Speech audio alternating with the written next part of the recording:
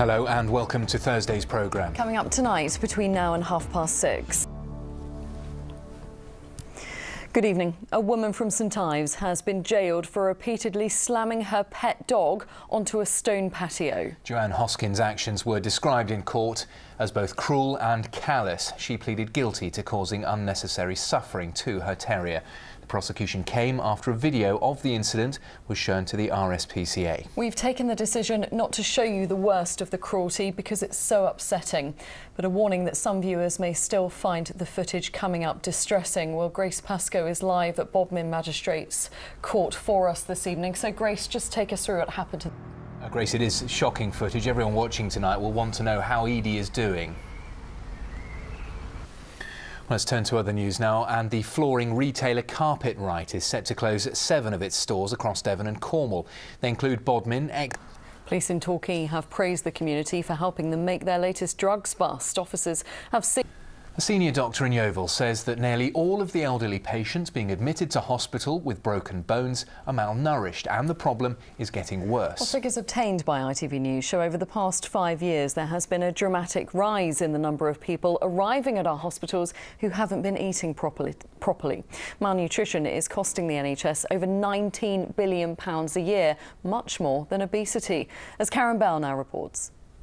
And Karen joins us now. Karen, we said that malnutrition is costing the NHS £19 billion a year. Why so much? Well, basically, if you're malnourished, you need more medical care, don't you? So a recent study has shown that malnourished patients are twice as likely to go to the GP as people who eat healthily. They're 3 times as likely to be admitted to hospital, where they can stay longer. Now, consider that about 1.3 million people over the age of 65 are malnourished, and you soon start to see why this is such a big cost for the NHS. If people are watching this, Karen, they're concerned about themselves or maybe an elderly relative, what can they do? It must be a worry. Oh, yeah. And, of course, GPs can refer people to dietitians. That's perhaps the obvious step. If you want to take a more slightly DIY approach, there is an organisation called the Malnutrition Task Force. Basically, it's a Department of Health-backed body of local healthcare leaders. They have a packed website full of downloadable advice, for example, shopping tips, weekly menu plans. Worth a look. And running through the advice is this key message that losing weight is not an inevitable part of ageing. It is treatable. OK, Karen Bell, thank you very much for that.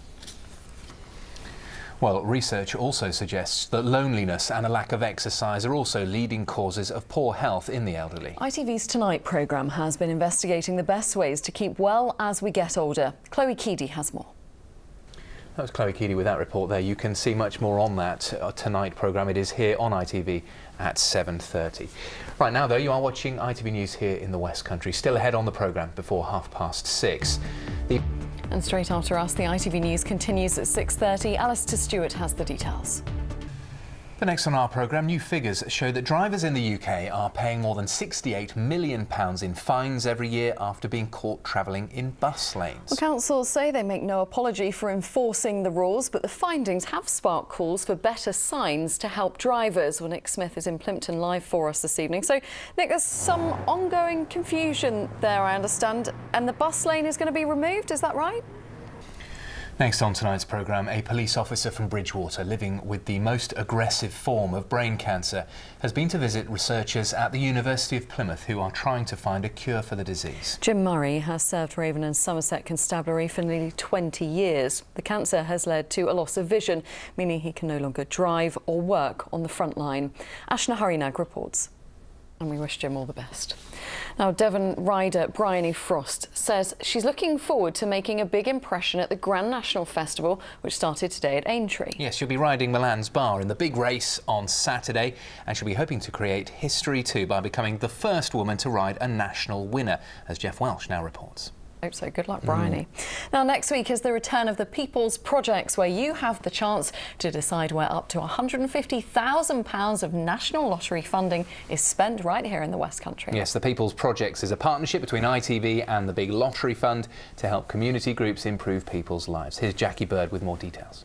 Well, Bob has joined us in the studio to bring us the weather now. Bob, you're going to have to explain that. Yes, either that or your weather graphics broken again. No, they're not. Bob, thank you very much indeed. And just before we go, here's a reminder of the main headlines in the West Country this evening.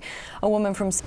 That brings us to the close of this evening's programme. I'll be back with the late news at 10:30. After the break, the ITV News continues with Alistair Stewart. From all of us here, enjoy your evening. We'll see you tomorrow at 6. Bye-bye.